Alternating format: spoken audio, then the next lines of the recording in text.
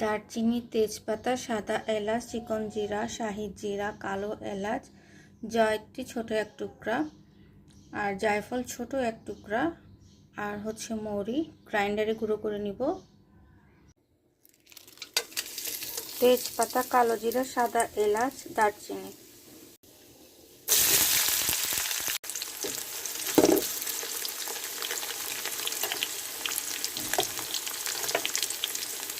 পেঁয়াজ বাটা, আদা বাটা আর রসুন বাটা একসাথে।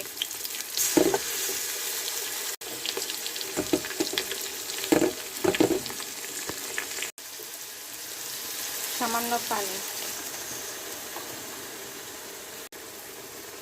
রসুন,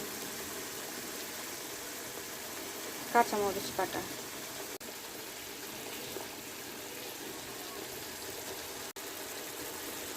হলুদ গুঁড়ো, লাল মরিচ, ধনে গুঁড়ো, লবণ। খুব ভালো করে কষিয়ে নিতে হবে সামান্য পানি দিয়ে।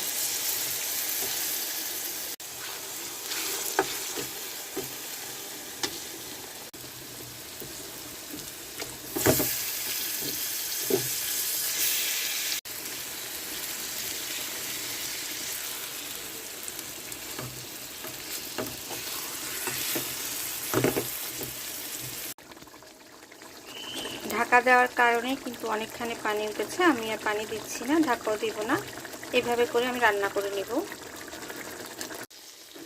নামানোর আগে গুঁড়ো করে রাখা মশলাটা আমি দিয়ে দিলাম। এখন নেড়ে চেড়ে দমে রেখে চুলা অফ করে দিব।